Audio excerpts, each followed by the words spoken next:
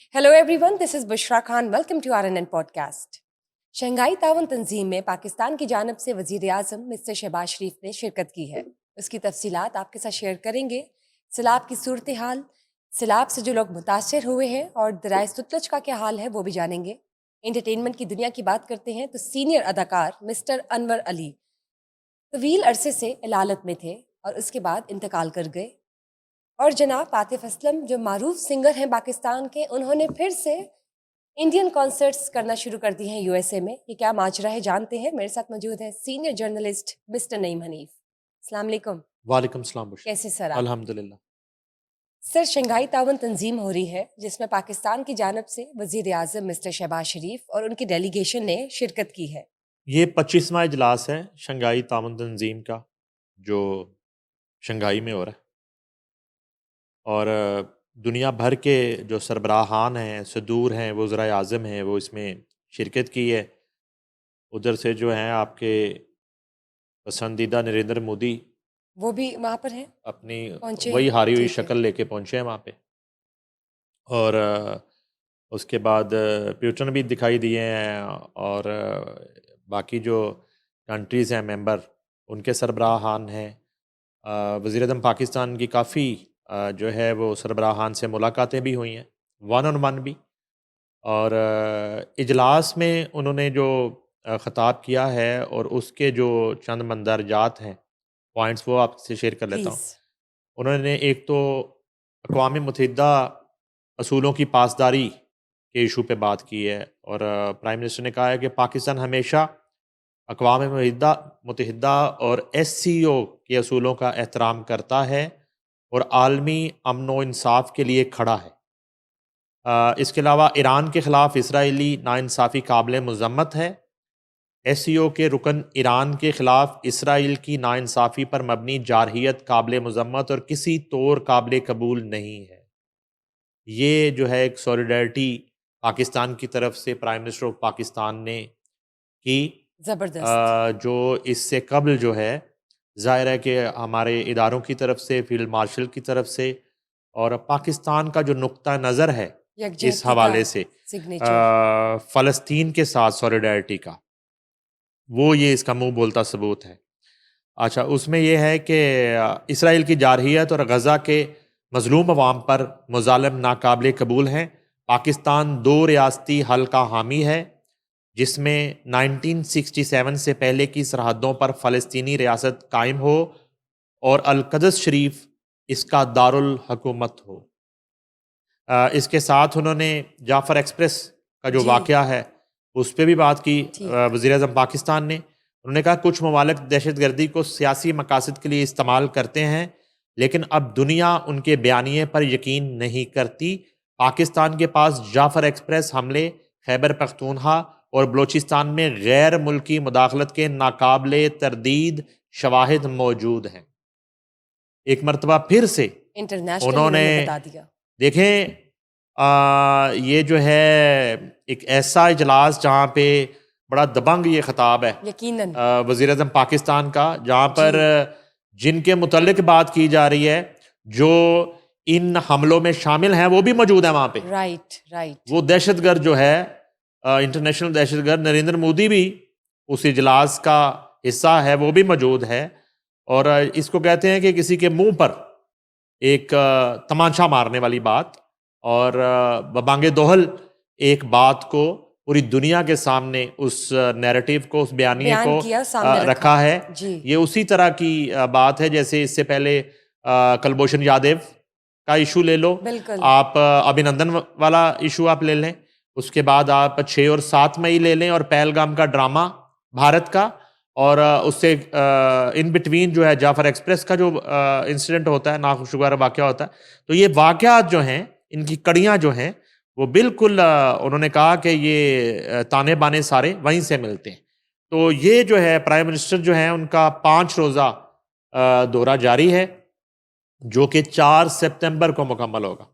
और जबरदस्त। अब उसके अलावा जो है उनकी इंडिविजुअल मुलाकातें भी हैं कुछ सरबराहान से। प्लीज और बताइए। वो तो एक कुछ फुटेजेस जो हैं वो सामने हैं, मंजर आम पे है। वो बेलारूस के सदर से जी। मिल रहे हैं बड़े खुशगवार मूड में, और रूस के सदर से प्यूटन से मिल रहे हैं और उनसे गुफ्तगू शनीद कर रहे हैं। अभी तो इस तरह की फुटेजेस आ रही हैं, लेकिन उनसे क्या गुफ्तगू हुई और किन इश्यूज पर डिस्कशन हुई, वो जो है, हाँ, अलबत्ता ये है कि उधर जो जितने दोस्त ममालिक हैं, ख़ास तौर पे तैयब रजब अर्दोग़ान जो है तुर्की के सदर, उनसे उनकी बड़ी खुशगवार मुलाकात एक हुई और जो दोस्त ममालिक हैं उन्होंने पाकिस्तान में सैलाब की जो तबाहकारियाँ हैं राइट। उसके हवाले से एक सॉलिडारिटी भी की है और ख़ास तौर पे ईरान ने जो जबरदस्त। है वो मुकम्मल ताउन की यकीन दहानी कराई है प्राइम मिनिस्टर को कि इस मुश्किल वक्त में ये तमाम दोस्त ममालिक जो हैं वो पाकिस्तान और पाकिस्तान के सैलाब मुतासरीन के साथ खड़े हैं और हर तरह की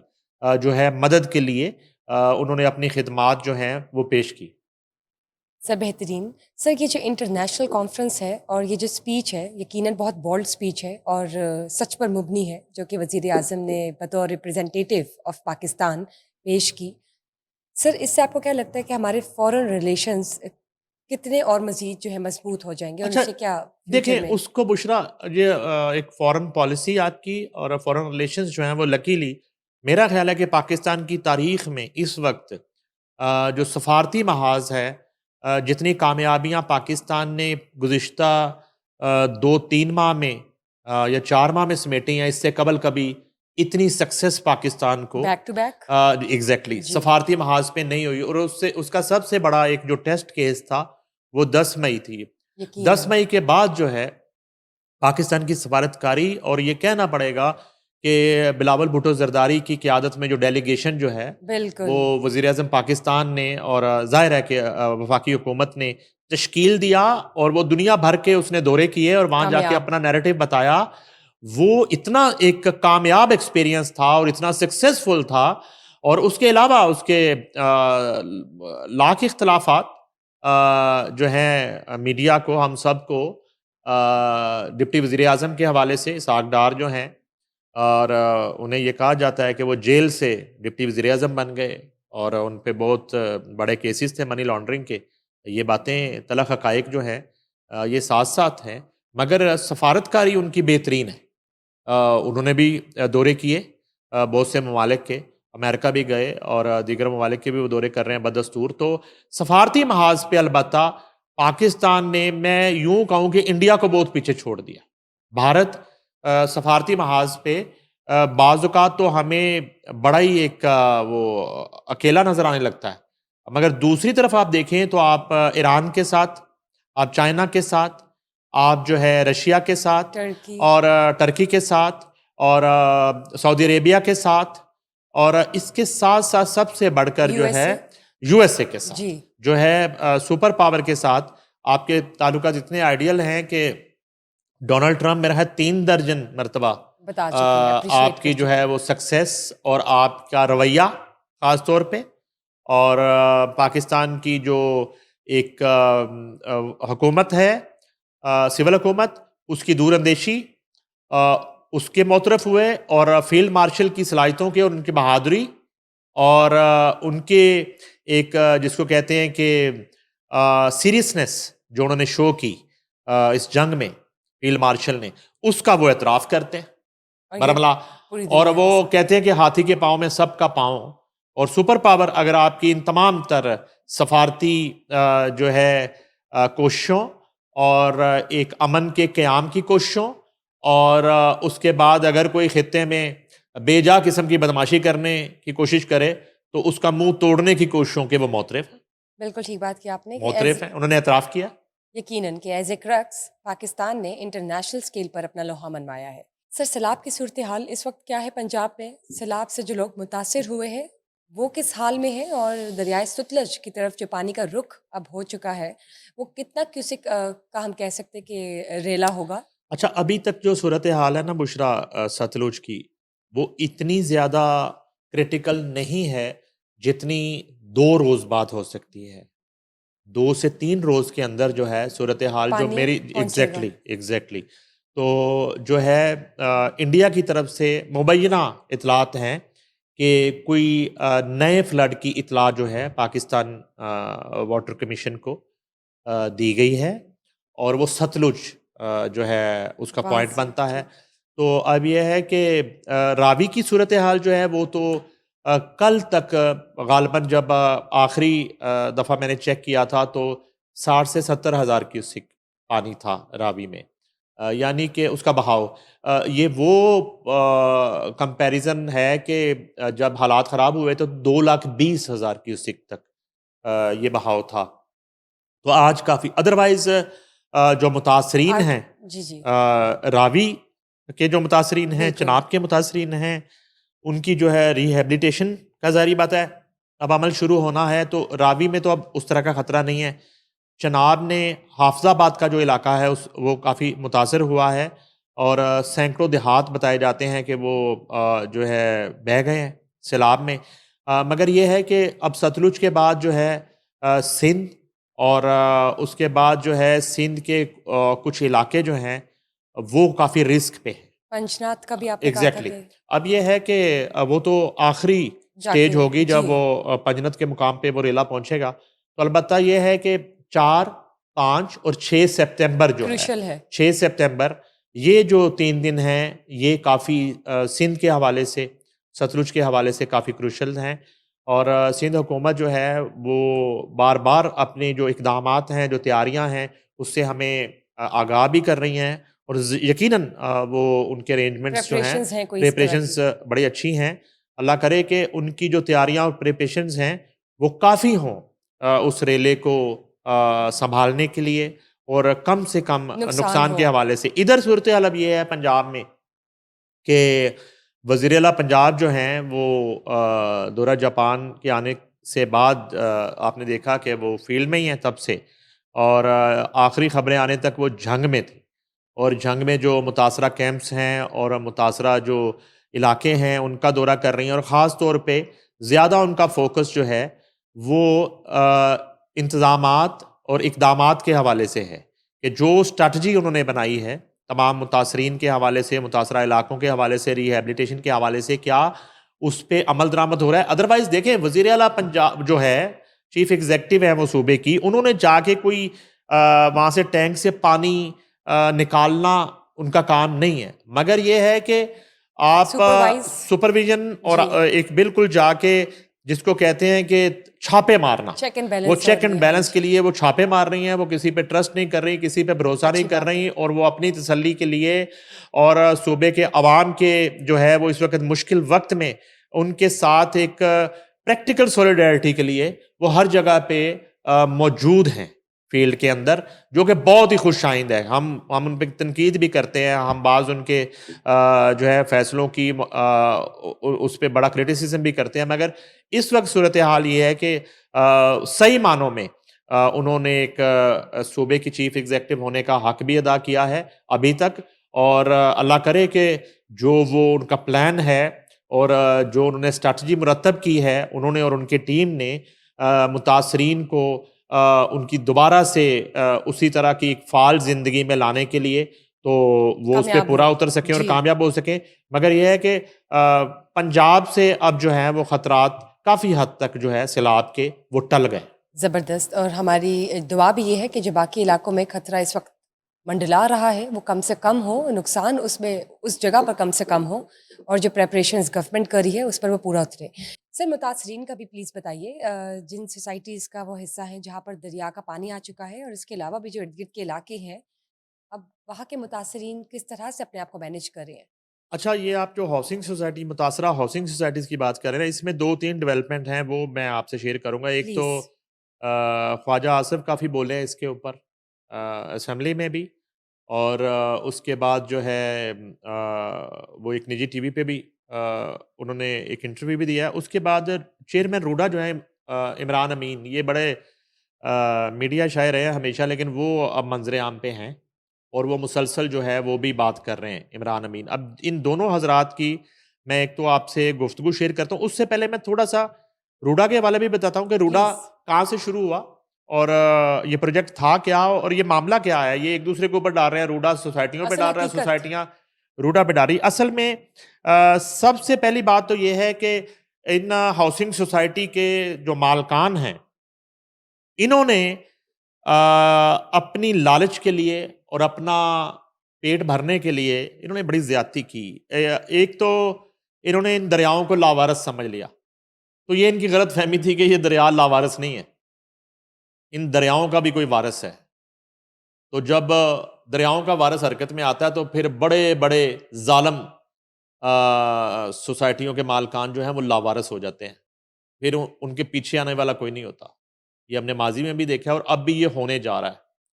एक तो ये है कि बहुत बड़ा एक क्रैकडाउन और एक्शन होने जा रहा है इनलीगल हाउसिंग सोसाइटीज के खिलाफ। सर ये तो हम काफी देर से सुन रहे हैं अच्छा, कि वो नहीं तकरीबन 6000 हैं। नहीं मिस, देखें उसमें ये हुआ कि वो जो आप सुन रही हैं वो एक वज़ीर आला पंजाब की एक मीटिंग का आप हवाला दे रही हैं। जी अब तो यहाँ पे इंसानों की जिंदगियां, जानो माल वो दांव पे लग गया, ठीक। वो उजड़ गया, वो बर्बाद हो गया। और ये एक तल्ख हकीकत है कि दरिया ने, रावी ने खास तौर पे, रावी ने ना तो किसी अदालत से रब्ता किया, ना ही उन्होंने किसी आईजी से रब्ता किया रावी ने, और ना ही किसी इदारे की मदद मांगी। और रावी खुद ही निकला, उसने अपना कब्जा वापस ले लिया। ठीक है, उसने टाइम ही नहीं ज़ाया किया जाके पिटिशनें दायर करके जो है ना, कई कई साल जो है रावी ने सोचा कि यार इधर क्या जाना है मैंने। रावी चला गया डायरेक्ट ही अपना कब्जा लेने। रावी ने डंडी पट्टी जो है ना, इनकी औकात इनको बता दी और इनको उठा के बाहर मारा। अब यह है कि ये डाल रहे हैं एक दूसरे के ऊपर। मैं आपको अजीबो गरीब बात बताता हूं। एक सोसाइटी थीम पार्क जिसके मकीन जो हैं उनके जो है ना वो बयानात आ रहे हैं या करवाए जा रहे हैं कि जी वो अगर अलीम खान जो है ना, उन्होंने ज़ाती असर रसूख से बंद तड़वाए और थीम पार्क डूब गया। अब ये थीम पार्क क्या है?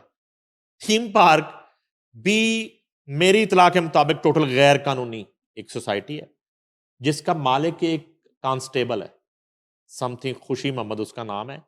वो कांस्टेबल की सोसाइटी है, वो मालिक है थीम पार्क का। उसने सोसाइटी बना दी दरिया के अंदर, और सुना उसकी इस तरह की और भी सोसाइटीज हैं।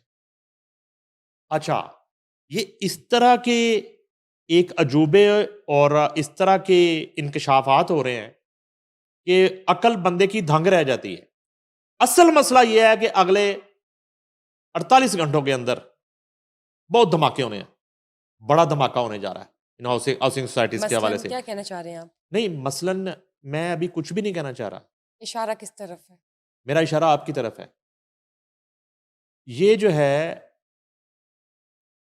बहुत ऐसे जो है कॉर्नर जो है वो हरकत में आ रहे हैं, इस पे दिन रात काम चल रहा है, और एक जिसको आप कहते हैं दूध का दूध और पानी का पानी होने जा रहा है। लेकिन सर अब याद आया जब सैलाब आ गया। अब याद आया। अब ये है कि पहले तो मैं रूडा बताता हूँ। रूडा क्या है? क्या बैकग्राउंड ये हिस्ट्री? रूडा बना, ये बड़ी मजे की कहानी है। रूडा बनीगाला में शुरू हुआ था। जब रूडा का तस्वुर, ख्याल आया, जैसे ऐसे ही है कि जैसे दो शादीशुदा जोड़ा बैठ के मियाँ बीवी प्लान करें कि जो है ना अपने बच्चों की प्लानिंग कर रहे हो कि नाम हमने जो है ना बड़े बेटे का जो है वो रूडा रखना है, छोटे का जो है ना वो हमने अजूबा रखना है, फलाने का हमने ये नाम रखना। इस तरह की प्लानिंग, ये प्लानिंग कौन कर रहा है बैठ के बनीगाला में? इमरान खान, बुशरा बीबी, फराग होगी। ये उस मीटिंग का हिस्सा है जिसमें रूडा प्लान होता है बनीगाला के अंदर। रूडा प्लान होता है, और प्लान होता है कि 1.5 लाख एकड़ में रूडा बनाया जाएगा। 1.5 लाख एकड़ में रूडा बनेगा। ठीक, ये मैं 1.5 आप लाख। एग्जैक्टली 1.5 लाख एकड़ में। ये पॉसिबल है वैसे? वो मैं बताता हूं आपको। अच्छा, ये कैसे बनेगा जी? अब जो जिस एरिया की बात की जा रही है, और मलक रियाज इसमें शामिल है मशवरे में, 109 में मलक रियाज भी शामिल है। ये जो है ना 15 से 20 जो है बड़े जो लैंडलॉर्ड है, जमींदार, उनकी एक लिस्ट बनती है, और बाकी छोटे छोटे जमींदार तो उन्होंने कहा कीड़े मकोड़े हैं, इनको तो वैसे ही जो है वो समझ गए ना, डंडे मार के छीन लेंगे। छीनी इन्होंने बजोरे बाजू रूडा ने छोटे जमींदारों से, यानी कि कल वो जमीन उसकी थी, आज वहां पे जो है वो कब्जा हो चुका है, बुलडोजर आ गए हैं, और वो वहां पे जो बुलडोजर फिरना शुरू हो गए हैं, पुलिस की बसें आ गई हैं। उन्हें कहते मेरी जमीन, उन्होंने कहते तेरी क्यों जमीन है, चलो ये पैसे पकड़ो। कितने पैसे? यानी कि फॉर एग्जाम्पल एक जमीन की कीमत है 4 करोड़ रुपया तो उसे दे दिया 20 लाख रुपया कि बस यही कीमत है, लेनी है तो लो, वरना उसको 2 पर्चे दे के अंदर कर दिया। इतना जुल्म हुआ आगाज में। ये मैं इमरान खान हुकूमत की बात कर रहा हूं। इस हुकूमत में ये रूडा ऑपरेशन चलता रहा। अच्छा, इमरान खान साहब जो हैं साबिक वजीर आजम, उनके एक दोस्त हैं समथिंग कोनिया शाह इनका नाम। ये दुनिया के नामवर अर्बन डिजाइनर है, आर्किटेक्ट है। ये इमरान खान उनको पाकिस्तान बुला लेते हैं, वो पाकिस्तान आ जाते हैं। ये गोरा पाकिस्तान आता है, इससे मीटिंग होती है इमरान, और ये दोस्त है इमरान खान के।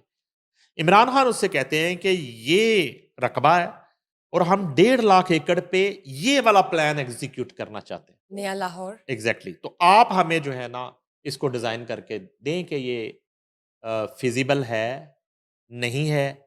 आपको पता है कि उस आर्किटेक्ट ने क्या कहा? बताइए। उसने कहा कि मिस्टर प्राइम मिनिस्टर, आप होश में हैं?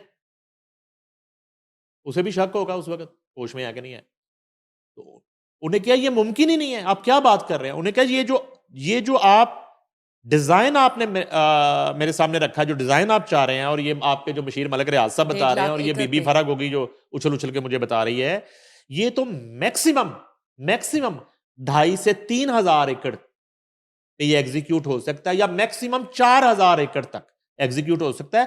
1.5 लाख एकड़ पे ये प्लान एग्जीक्यूट नहीं हो सकता, इम्पॉसिबल है।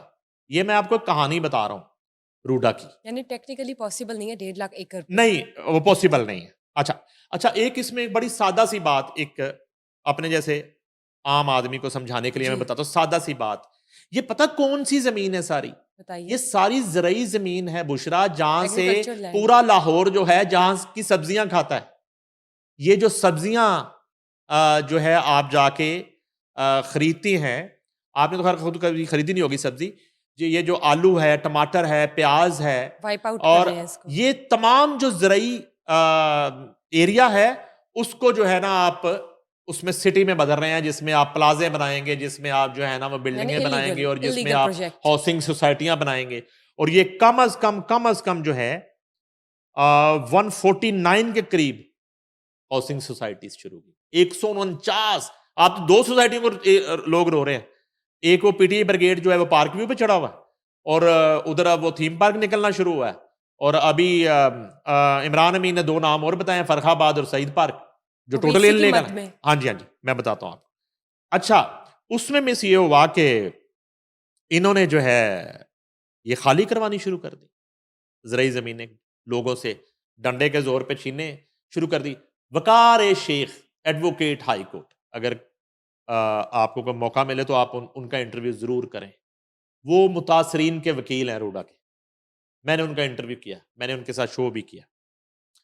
तो ये वो कहानी आपको सुनाएंगे, और फिर उन मुतासरीन की एक लिस्टें हैं हमारे पास मौजूद हैं, रूडा के जो मुतासरीन।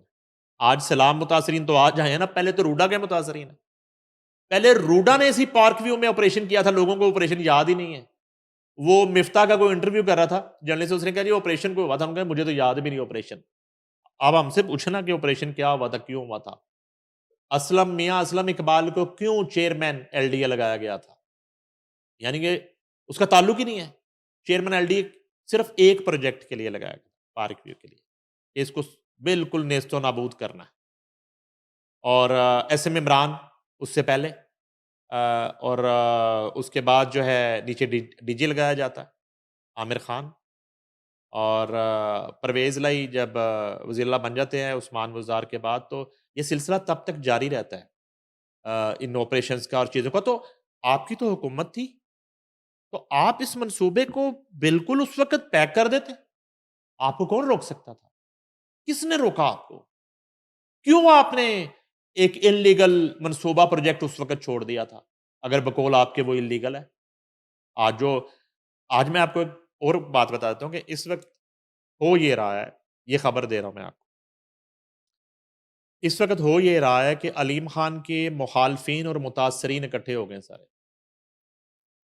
और मियाँ असलम इकबाल जो है, वो इस वक़्त उस टीम में शामिल है जो इन सबको लीड कर रहे हैं खुफिया तौर पे।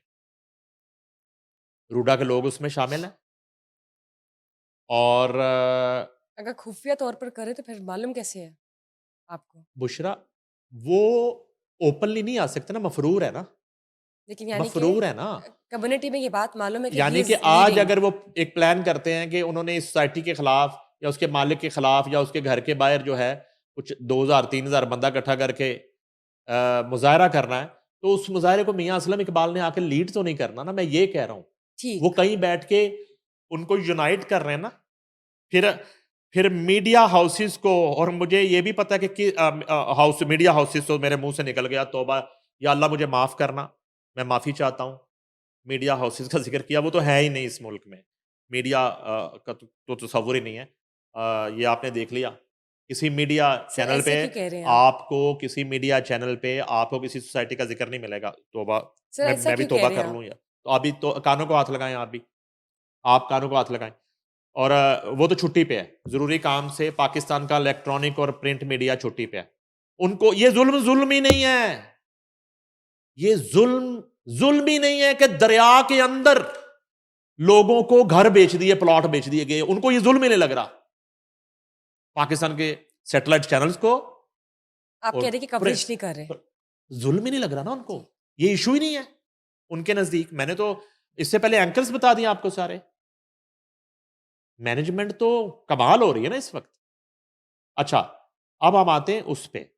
तो कहने का मकसद ये है कि अच्छा, फिर वही अब उन्होंने कुछ ऐसे लोगों को जो साइमल्टेनियसली चैनल्स पे भी और सोशल मीडिया पे काम कर रहे हैं। चैनल्स पे तो उनको अलाउ नहीं है, उन एंकर्स को और कुछ लोगों को, लेकिन वो अपने डिजिटल चैनल्स पे प्राइवेट। प्राइवेटली वो जो कंटेंट इस वक्त दिखा रहे हैं, दे रहे हैं, वो कंटेंट कौन दे रहा है उनको? प्रमोट कर रहे हैं इस्लाम का। वो सबूत उनको कौन दे रहा है इन सोसाइटीज के खिलाफ? कौन दे रहा है? मैंने बताया आपको नाम, एक्स चेयरमैन एलडीए मियां असलम इकबाल, उनको वो चीजें दे रहे हैं और कुछ चीजें उनको रूडा से दी जा रही हैं। यानी आप कह रहे हैं कि और पीटीआई की जो उनसे पूरी एक जमात नहीं है। नहीं, अब आप इसको पीटीआई ना कहें।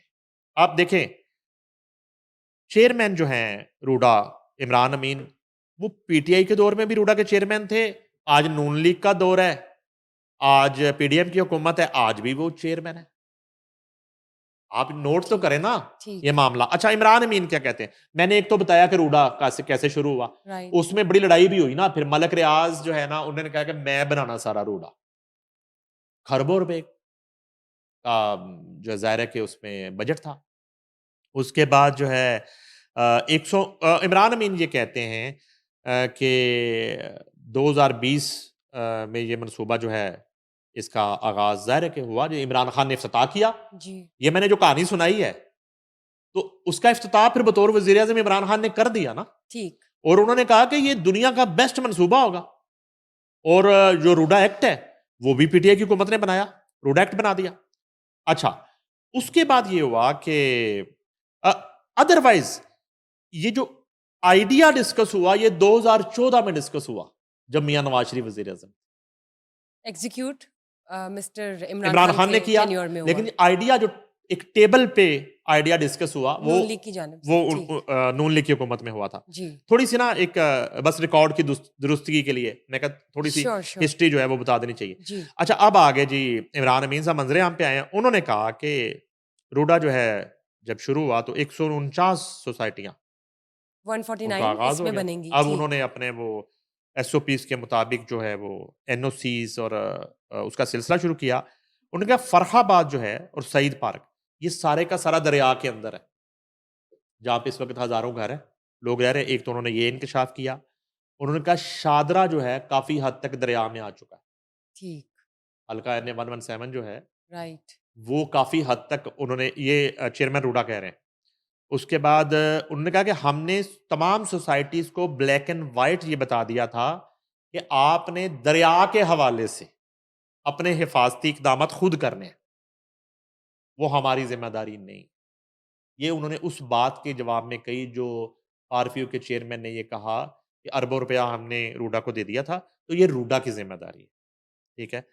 उसके बाद उन्होंने कहा कि उनसे सवाल हुआ कि वो सोसाइटी के चेयरमैन ने कहा है कि हिफाजती बंद के हवाले से अगर पहले वहाँ बंद बांध देते तो इतना नुकसान ना होता। तो ये कहना है चेयरमैन रूडा का कि अगर हम सिर्फ पार्किंग सोसाइटी पे बंद बांध भी देते और साइफर से पीछे हम वो टोटल बंद ना बंदा होता तो उसका कोई फायदा ही नहीं था। अब उन्होंने ये भी इसमें पॉइंट एक डिस्कस किया। अब एक इम्पॉर्टेंट बात जो उन्होंने डिस्कस की वो ये है कि उन्होंने कहा है कि जो कवानीन है, रूडा के जो कवानीन है, वो ये है कि कोई भी सोसाइटी जो है दरिया से 1 किलोमीटर दूर तक कोई सोसाइटी नहीं बन सकती। दरिया का जो किनारा है, कट एंड क्लियर। एग्जैक्टली जहां पे दरिया खत्म होता है, उससे 1 किलोमीटर दूर तक कोई सोसाइटी नहीं बन नहीं बन सकती। सकती। अगर वहां पे 1 किलोमीटर के रेडियस के अंदर कोई सोसाइटी है तो वो इलीगल है। उसके पास चाहे किसी का भी एनओसी है, वो पीटीआई हुकूमत का एनओसी है, वो नून लीग की हुकूमत का एनओसी है, वो तमाम एनओसी जो हैं वो जाली हैं, गैर कानूनी है। और उनका ये भी कहना है कि इन सोसाइटीज के पास ये एनओसी नहीं है कि दरिया के 1 किलोमीटर के के रेडियस रेडियस में में आप सोसाइटी बनाएं, वहां पे एक प्लॉट भी आप रेजिडेंशियल एरिया बनाएं। फरोख्त कर लें। ठीक, ये चेयरमैन रूडा का ताजा तरीन जो स्टेटमेंट है। स्टेटमेंट आया है, ये वो है। और उन्होंने कहा कि ये सोसाइटीज ने खुद जो है अपनी लालच के लिए ये गैर कानूनी इकदाम किया और वो उसको एक्सपेंड करते गए बगैर किसी एनओसी के और बगैर किसी हफाजती इकदामात के। जितनी स्पीड से वो प्लॉट बेच रहे थे, इतनी स्पीड से ही हफाजती बंद बनाना भी उनकी जिम्मेदारी थी, ना कि रूडा की जिम्मेदारी थी। रूडा ने जो बंद बनाना था वो ग्रेजुअली साइफर से शुरू होना है और पार्क व्यू और थीम पार्क तक पहुंचते पहुंचते उसको अभी काफी वक्त लगेगा। और ये जो सोसाइटी है ये बिल्कुल एंड पे आएंगी जहां पे फांसी बांध बांधे जाएंगे। ये उन्होंने एक बात की। और एक उन्होंने इंपॉर्टेंट ये बात भी की कि उन्होंने कहा कि अगर ये तमाम दरिया के रास्ते में जो है रुकावटें और ये तामीरात और ये जो है ना इस तरह की तामीरात ना की जाती हैं और सोसाइटीज ना बनाई जाएं तो जो रावी है वो 6 लाख क्यूसिक तक पानी का बहाव जो है वो आराम से बर्दाश्त कर ले। 6 लाख क्यूसिक तक। जबरदस्त। लेट्स सी कि इस पर क्या मजीद डेवलपमेंट। बहुत बड़ी डेवलपमेंट होने जा रही है। जी बताइए। बहुत बड़ी डेवलपमेंट होने जा रही है मजीद। वो आगे 24 से 36 घंटे में बहुत बड़े ये आपने पहले भी इंकशाफात बात की है। ये होने हाँ जा जी। रहे हैं इन सोसाइटीज़ के हवाले से। और बिल्कुल जिसको आप एक कह लें कि इंटरनल इन्वेस्टिगेशन इदारों की और आप इसको इंटरनल ऑडिट और बहुत सारी जो है सबूत ये मंजर आम पे आने वाले हैं अगले 24 से 36 घंटे। चलिए ठीक है। और जो भी आप ये होंगी उम्मीद नाज़रीन करें के साथ कि शेयर करेंगे। हम सबसे पहले शेयर करें। ज़रूर। सर, एंटरटेनमेंट की दुनिया की बात करते हैं। सीनियर अदाकार मिस्टर अनवर अली तवील अरसे से इलालत में थे। अब उनकी डेथ हो गई है। अनवर अली जो है वो बड़े एक वर्सटाइल अदाकार थे और उन्होंने जो है ना बड़ा एक ग्रेसफुल उनका करियर पाकिस्तान टेलीविज़न के बहुत बड़े-बड़े प्लेज़ जो है बहुत बड़े-बड़े किरदार उसमें किए उन्होंने। थिएटर किया, ख़ास तौर पे उस दौर पे मुझे याद है कि जब गुर्जरों ने फ़िल्म बनाने के साथ-साथ थिएटर का भी ठेका लिया, आरिफ गुर्जर और उन्होंने अल-हमरा जो है 2 साल के लिए तो अनवर अली को उन्होंने साइन किया।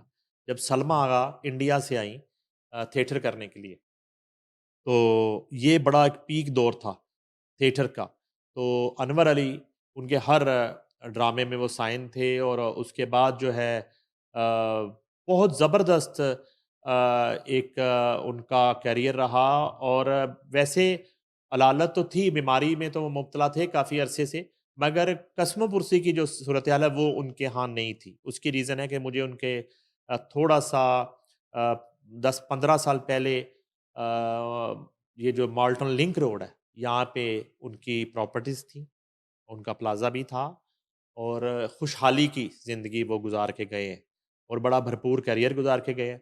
अलबत्ता ये है कि पाकिस्तान के फ़नून लतीफ़ा के लिए ये एक बड़ा नुकसान है और एक दौर में थोड़ा वो तबलीग की तरफ भी चले गए और तबलीगी जमात में वक़्त देना शुरू कर दिया। फिर उन्होंने अदाकारी जो है उसको तकरीबन खैरबाद कह दिया था।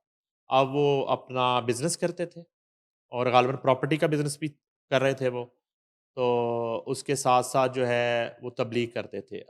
ये है कि उनका एक अपना मखसूस स्टाइल था, यानी कि थिएटर की भी उनकी परफॉर्मेंस लेना तो बड़ा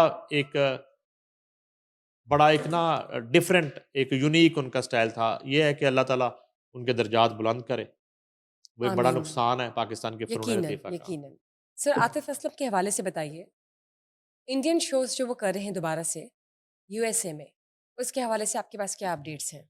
यार मुझे बड़ी हैरत हुई, वो उनके तो वो जून ही रिंग थी आतिफ असलम साहब के। वो इस सूरत हाल में 6 सितंबर यौम दिफा, उनको कोई बताए कि 6 सितंबर जो है इसका मतलब क्या है डिफेंस डे का। डिफेंस डे शहीदों की कुर्बानियों का दिन है। उन शहीदों की कुर्बानियों का जिनकी वजह से आज ये मुल्क कायम है और हम इसमें आज़ाद ज़िंदगी गुजार रहे हैं, जिसके आतिफ असलम शहरी हैं और उनका पूरा ख़ानदान यहाँ का मकीन है। और ये जो डिफेंस किया था, ये इंडिया का डिफेंस किया था। इंडियन फ़ौज ने और भारत ने जब हमला किया था पाकिस्तान पे, ये उसका डिफेंस था। पाकिस्तान की जानिब जी। से? ये आतिफ असलम को मैं बताने की कोशिश कर रहा हूँ। जी। गुलूकार आतिफ असलम, महान गुलूकार जो हैं, उनको बताने की कोशिश कर रहा हूँ। और उसके बाद जो है 6 मई को, 7 मई को जो कुछ हुआ, और 10 मई, यानी कि अब ये जो 6 सितंबर है, ये हम मार्का ए यौम हक, दिफा और हम यौम फतह दोनों मना रहे हैं। यकीनन। ऐसी सूरत हाल में आतिफ असलम जो हैं, वो इंडिया के साथ उनका बिजनेस कंटिन्यू है, कभी नहीं रुका। और कभी वो इंडियन शोज़ में न्यूयॉर्क में पाकिस्तानी परचम थामने से इनकार कर देते हैं, और अब वो पहुंच गए हैं अमेरिका और कनाडा, जहां वो भारतीय प्रमोटर्स के शोज कर रहे हैं। और मैं समझता हूं कि मेरा ख्याल है शायद उन्होंने फैसला कर लिया है कि वो नेक्स्ट अदनान समी बनना चाह रहे हैं या बनने जा रहे हैं। उनका कोई बयानिया अब तक अ, सामने आया है? नहीं, वो असल में मीडिया को कुछ समझते नहीं है। वो बयानिया जो है ना, उनका यही है कि उन्होंने एक शो का जो है ना, वो 3 करोड़ 4 करोड़ रुपया माँगना होता है, 1 घंटा गाना होता है। और यहाँ पे एफबीआर बिल्कुल खामोश है। ज़रूरी काम से एफबीआर इन लोगों के लिए बिल्कुल आराम कर रही है, या पता नहीं फिक्स मैच चल रहा है। तो मैं सिर्फ अभी के शोज जो भारतीय प्रमोटर्स के शो हैं, जी। इंडियंस के शोज करने के लिए गए हैं आतिफ असलम। इंडियंस को गाना सुनाने गए हैं उस वक्त जब हम इंडिया के हमले का दिन मना रहे हैं, यौम दफ़ा। यौम दिफा, जो इंडिया ने पाकिस्तान की सालमियत और पाकिस्तान के शहरों पे हमला किया था। और पहला शो जो है उन्होंने डैलस में किया है, और दूसरा शो उन्होंने किया है ह्यूस्टन में 29 अगस्त को। उसके बाद ये भारतीय शो करेंगे 31 अगस्त को वैंकूवर में। उसके बाद 6 सितंबर जो है, जिस दिन हम भारत की उस घिनौनी साजिश के खिलाफ, भारत की उस घटिया हरकत के खिलाफ, भारत की उस मजमूम कोशिश के खिलाफ पूरी कौम यौम दिफा मना रही होगी, 6 सितंबर वाले दिन आतिफ असलम इंडियन प्रमोटर का बुक किया हुआ शो करेंगे न्यूयॉर्क 6 सितंबर। ठीक। 7 सितंबर टोरंटो, फिर 13 सितंबर डैलस। असल में वो डैलस का जो 12 जुलाई वाला वो कैंसिल हो गया था, ये मैं क्लियर अब कर दूं, जाके जो मैंने होंगे हाँ सितंबर में शुरू में रीशेड्यूल। बताऊं, हाँ रीशेड्यूल। और उसके डेट्रॉइट 19 सितंबर, और शिकागो 20 सितंबर, न्यू जर्सी 21 सितंबर, और उसके बाद सेटल है 27 सितंबर, लॉस एंजलिस 28 सितंबर, ऑकलैंड 4 अक्टूबर, कैलगरी कनाडा 5 अक्टूबर। ठीक। इनमें जो मोस्टली शोज हैं वो भारतीय प्रमोटर्स के हैं, इंडियन फंडेड है, भारत का पैसा इसमें लगा हुआ है। और जैसा कि मैंने बहुत पहले आपको बताया था कि ये जाके जो मीट एंड ग्रीट होते हैं, ये शवाहद हैं इस चीज़ के कि ये पाकिस्तानी आर्टिस्ट जो हैं, इनको ये समझ नहीं आती, उन मीट एंड ग्रीट्स में और प्रेस कॉन्फ्रेंस में इनके दाएं और बाएं जो लोग बैठे होते हैं, उनके ताने बाने कहाँ से जुड़ते हैं? रा से जुड़ते हैं, आरएसएस से जुड़ते हैं, तो नरेंद्र मोदी के प्रमोटरों के लिए आतिफ असलम शो करने के लिए इस वक्त रमा दमा है और वो इंडियन जो डॉलर्स हैं इस वक्त वो धड़ाधड़ कमा रहे हैं और इंडियन अकाउंट से पैसे ट्रांसफ़र हो रहे हैं और वो जनाब अली इस वक्त मैं पूरा शेड्यूल आपको दे दिया है। इक्का दुक्का इसमें कोई आपको पाकिस्तानी नाम वाला प्रमोटर मिलेगा मगर वो पाकिस्तानी होगा नहीं। ओवरऑल जो जिस प्रमोटर ने ये शोज बुक किए उसका नाम है प्यूरोकॉल। प्यूरोकॉल। यस, जी। प्यूरोकॉल जो है ये वो शख्स है जिसका जंग के फौरन बाद 10 मई की जंग के बाद इनका कोई झगड़ा भी हुआ, फटा भी हुआ। फिर थर्ड पार्टी ने मामलात जो है इनके पैचअप करवाया। थर्ड पार्टी कौन हो पैचअप सकती है? वो भी इंडियन ही है, ठीक है। वो भी इंडियन ही है क्योंकि इंडियन की बात जो है आतिफ बड़े उनको आराम से समझ आती है। इंडियन मीडिया भी उनको बहुत पसंद है और इंडियन प्रमोटर से उनके बड़े गहरे मरासम हैं और ये अलबत्ता इसमें कभी ना कभी वो अपनी मासूमियत ना शो कर दें कि मुझे ये नहीं पता कि ये पैसा कहाँ से आता है। इस पैसे ये फंड्स कहाँ से आते हैं और इसके ताने-बाने कहाँ से मिलते हैं। वो कह देंगे कि मैं तो फ़नकार हूँ, मुझे इन चीज़ों का नहीं पता। फ़नकार मासूम होता है, वो इनके पास ये जवाज़ है इन फ़नकारों के पास।